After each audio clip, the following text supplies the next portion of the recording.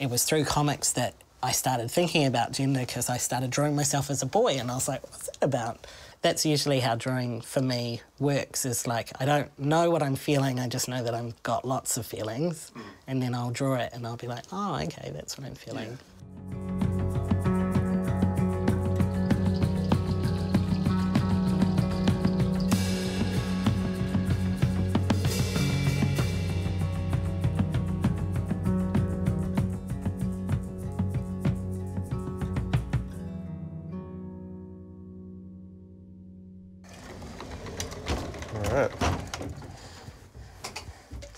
Cool. Well, thanks for having us around. That's all right. Glad to finally get a chance to do this.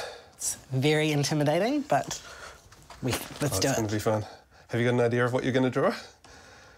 Of what I want you to draw, or what I'm going to draw? Maybe you tell me what you want me to draw. Well, I was thinking about it, and I thought that given it's the 50th anniversary of Stonewall, maybe you could draw a straight parade. A straight parade? OK. Sure, OK. That's a great challenge. OK. Imagine there's lots of beige. Some cargo pants, maybe. Yeah. Yeah. Crocs, probably. Cool. OK. Yeah, that sounds good. I didn't have too much of an idea of what you were going to draw, but what I was going to suggest was maybe, I know often on social media you'll tag lots of your pictures trans of Point Chev, so I was wondering if you could somehow sort of reference Point Chev in your artwork, or represent your hood. I can do that. Seeing as we're here in Point Chev. Yeah, sounds good. Do that. Cool. Okay. Maybe a Point Chev Pride Parade. Point Chev Pride Parade. Okay, that sounds great. Straight parade. I like it. That sounds fun. Cool.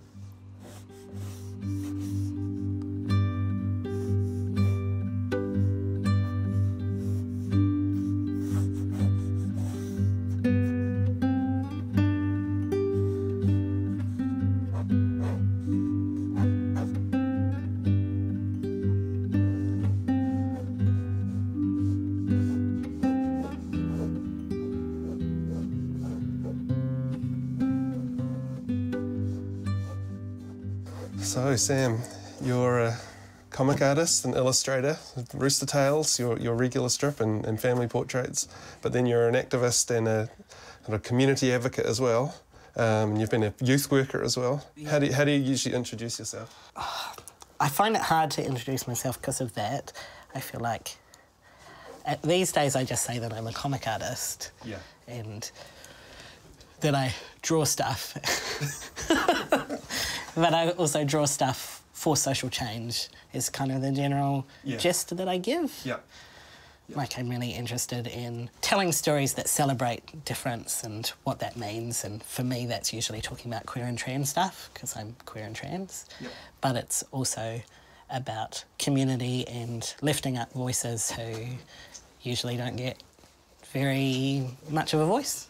Like, for me, as a straight middle-class cis white guy, I think there's probably a sort of a lazy tendency, and this sort of, you saw this a bit with the Christchurch stuff, I think, with the way people talked about the Muslim community, where there's an impulse, I think, and a fairly well-intentioned impulse, I think, to say, they're just like us, like, there's nothing scary, we're all the same, really, and that's all good. But it seems like lots of your message is about a subtle difference that's saying, like, we're not all the same, like, we are different, and that's a good thing. Yeah, I think that it's like that they are us stuff is such a well-intentioned thing, that we want to include people. We want to say, you belong, you're part of the group.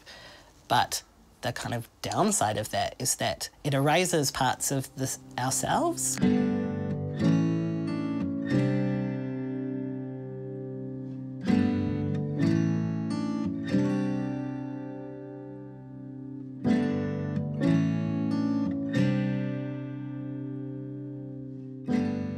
We value you as much as you fit in, which I feel like happened a lot with the marriage equality campaign. That was a lot about, oh, we should be allowed to get married because we're just like you. And it's like, well, what if we just are allowed to get married because we're humans? Yeah. And that we've got something to bring to marriage that's a bit different, and we do relationships different. And we're interested in being included. In family portraits as well, you're writing your own story, but you're also interviewing lots of other people as well. So it seems like that idea of sort of representation of a lot of voices is something that's been important to you since fairly early on. Yeah. Like, when I started Family Portraits, it was kind of to be the counterpoint to Rooster Tales. So Rooster Tales is kind of about me and my life and kind of weekly strip about what I'm up to. And then I thought, well, there's so many interesting stories within rainbow communities in New Zealand that I'd like to share and talk to. And when I started interviewing people and kind of putting their stuff on paper, I realised that I was literally handcrafting those stories, and it felt kind of rude to not acknowledge that. So I wanted to acknowledge that there was some sort of conversation going on between what I was... bringing your own... You're coming to it through your own lens of all the time. Yeah. And even though I wanted to tell stories that were different from my own, I was still filtering through them through my own experience, and that felt important to acknowledge. Like, I think that happens quite a lot with rainbow stories, that people want to write about us, but they don't want to acknowledge their own journeys through their own sexuality or their own gender within that. It's like trans people get all the gender and queer people get all the sexuality and no one else gets any of that. It's like straightness is seen as neutral or nothing, or cisness is seen as neutral or nothing, and I think that's not true. Like, cis people have a lot of gender. You know, I think if you're going to throw birthday parties with gender reveal things, that's a lot of gender going around.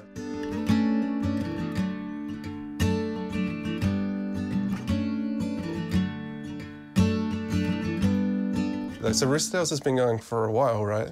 Yeah, Rooster Tales started in January 2010. It seems like you're using your own sort of individual story to talk about bigger issues sometimes as well, right? Like, it sort of functions half as a diary and half as a way to talk about broader issues. So.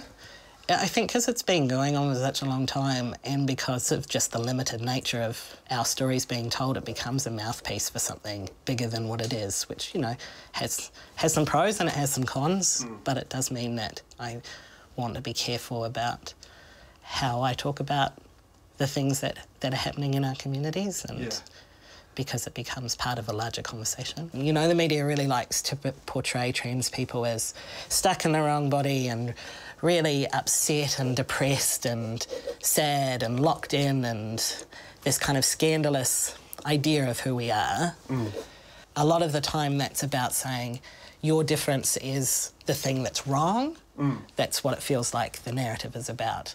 And so for me, it felt really important to be like, what if the difference that I have are the things that make me good, the things that make me interesting and complex? Like, I'm a white dude, and that's the most boring part of me, I think. Like, it's all the other stuff that makes me interesting, I think, and that's the stuff that doesn't get validated or valued by the wider society. So I want to use comics to give those parts of myself love and validation. That feels important to me.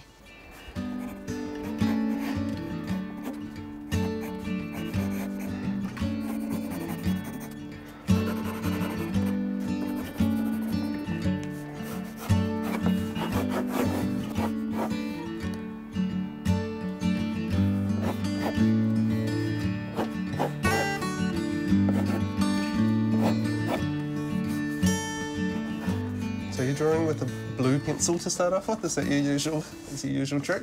Yeah, I find that because I colour all my comics in online digitally, that if I draw in blue, then it doesn't come up in the scanner. Which means I don't have to, like, that saves you the step of erasing it all.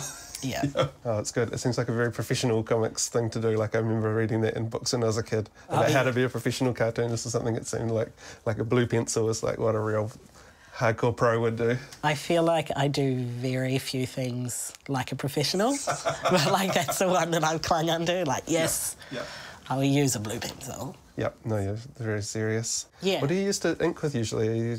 Well, So usually my go-tos are that, I think these have been on here before, the Tombow pens. Mm-hmm. Yeah, yeah. A classic. Yeah. I feel like Dylan Horrocks introduced them to me, and he might have... he might introduce them to me as well, yeah. That's his go-to, right? That blue one? Yeah. Yeah. Yeah. And I like the green one as well, that has a bit more... softer, right? Yeah. Yeah. Has a bit more life to it. Yeah. If there's dialogue or stuff, then I use the fine liners, the pigment liners. Yep, I've used those a lot in my day as well, yep. And then, very occasionally, when I want to do something in black and white, I have a real nice one of those ones. Have you ever used that? That's cool. That's got actual ink bristles on it, right? Yeah.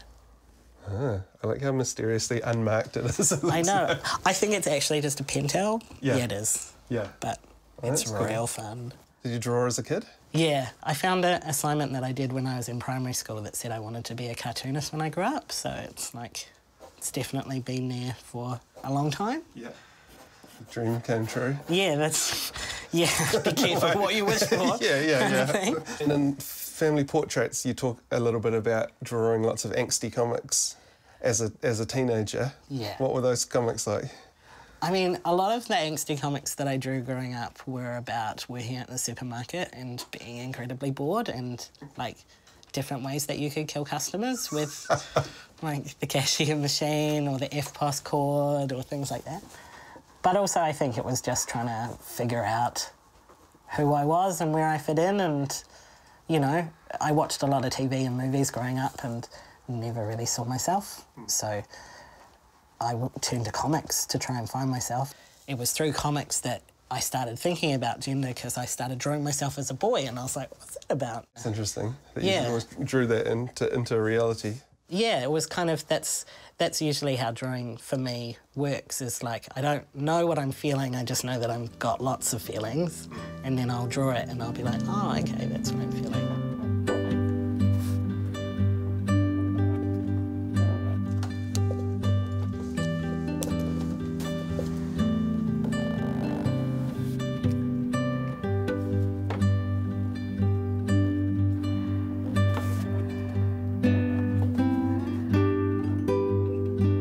So we are beneficiaries. Could you quickly explain what that was all about? So basically the idea behind it was that we were getting people to write a few sentences about their experiences using the welfare system in New Zealand, or what they wished the welfare system in New Zealand could be like.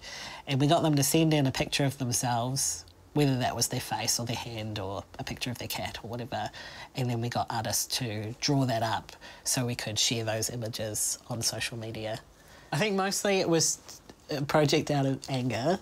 I was real disappointed in the election campaign, the last election campaign. Lots of people talking about, like, rock star economy and things like that. And it's like, oh, that's not the New Zealand that I live in.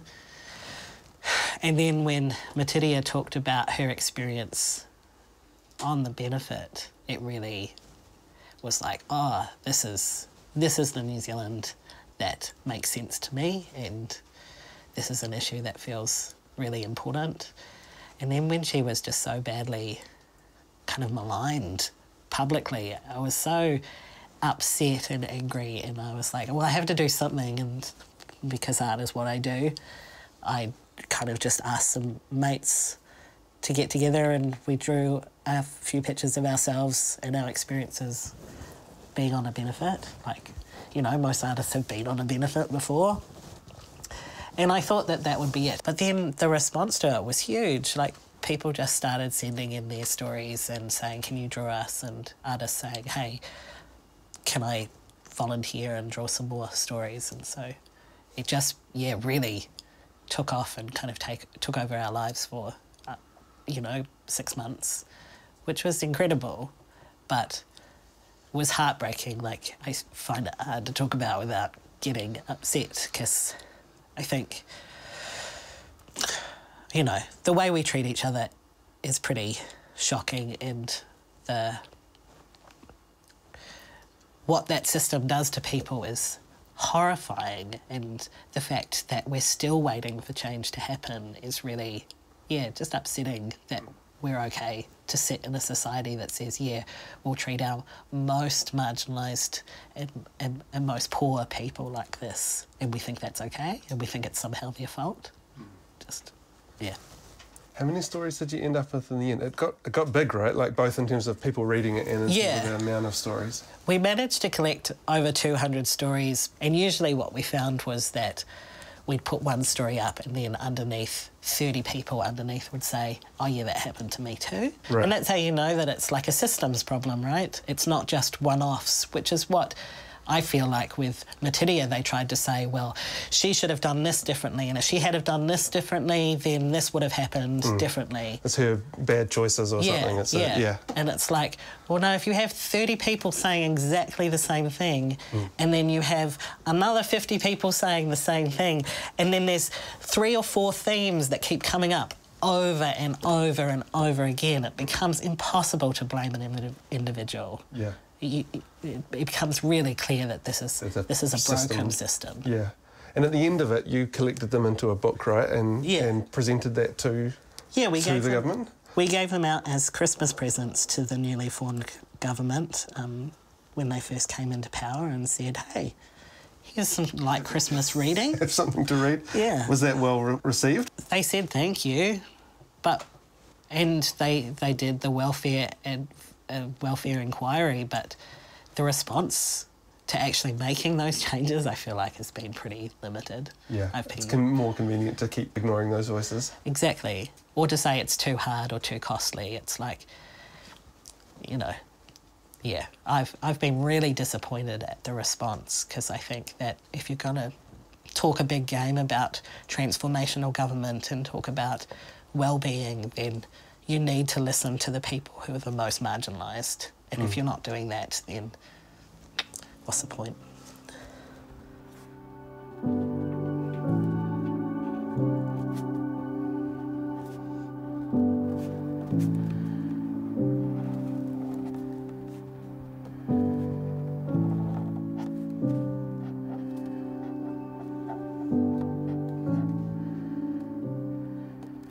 So I couldn't help but notice you got a bit of Lego around the house. Is that a secret creative passion? I don't know whether Lego is actually creative when you follow the instructions. And that's what I like to do. Yeah? But I find it deeply relaxing. Yeah. Just to sit. It's like doing a puzzle, a really easy puzzle. With a satisfying end, you got some. Is there a particular? What's your favourite Lego jams? I feel like my 2 big collections are Harry Potter and Star Wars. So it's a sort of a relaxing thing. You do that to unwind. Exactly. You don't have to think too much, and it's fun. Like I feel like I had good memories of playing Lego growing up. That's what's good about Lego, is like it's like non-gendered, not violent, just fun, creative. Particularly if you're doing your own builds, you know. Yeah. Good times.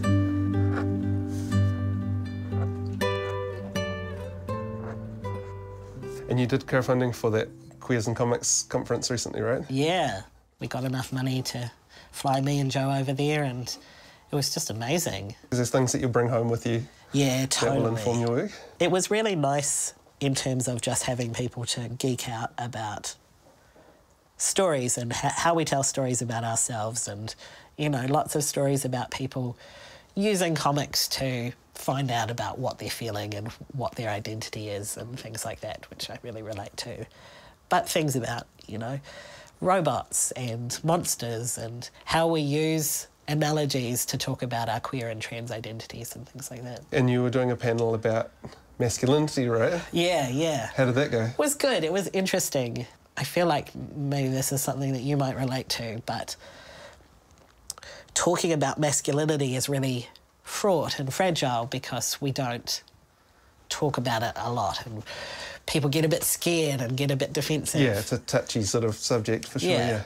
And we don't really know how to talk about it, and I think a lot of people who are men or men adjacent or doing something mask are really interested in doing it in a way that's inclusive and not toxic and things like that. But it also means that it's hard to talk about our own privilege and the ways that we might perpetuate some bad shit as well. Yeah, that's something that would have changed for you over time, is sort of coming into this identity of being a white dude that suddenly is kind of changes your sense of privilege, your sense of what you can and should and all those sort of things talk about. Yeah, absolutely. It's real interesting, and I feel like I'm still learning quite a lot about it. But just in terms of how I'm treated in general, about, you know, people listening to me in ways that they haven't before, and treating, when I kind of just say my bullshit opinion, people are like, oh yeah, that's very interesting, that's very smart, in a way that they would have just like ignored me before or spoke over me, or like, it's real. There's some intensity that goes on with that, and some I don't know, carefulness that I feel is important. Yeah, that's something that's a big ongoing challenge for me, and lots of my comics I'm trying to talk about, give a voice to, you know, people who don't normally have a voice as well, that same kind of thing. But yeah, always being conscious that it's still of me in it as well, that I have to be not speaking on people's behalf, or like how to sort of navigate that is always really interesting. Yeah, and the importance of like white men talking about racism or talking about patriarchy is important also, but, you know, us taking over the conversation is also not appropriate. Or not necessarily, we don't need to be the focus of everything. Yeah, that's the thing. People are not used to being the, like, wait, this is not about me. It's like a kind of an adjustment for lots of people that I feel like as a country we're maybe kind of going through, you know, it's like people in general, broadly speaking in society, is sort of happening at the moment. Yeah, and sometimes when you've had a lot of the limelight, suddenly to be told, hey, just maybe take a seat, can feel like oppression. And it's like, oh, no, actually this is just equality. Just giving everybody a turn, yeah. We don't need to have a panel with 6 white guys on it. Yeah. We don't need to have a panel with any white guys on it. There's still interesting things will happen. Do you remember that panel that we did at the Auckland Library? They organised one that was like a diversity in comics kind of panel. There was one that was like, they had a lot of people on it, and they asked me to be on it, and I sort of said, I'm not sure if I'm going to be able to add much to this. And I ended up not really saying anything. Yeah, I think I was on that one. Yeah. I'm trying this year to not say yes to any panels where I'm not the only white guy. I want to be the token white guy. I don't want to take up the diversity role or the gender role or the whatever. Yeah. That's less interesting.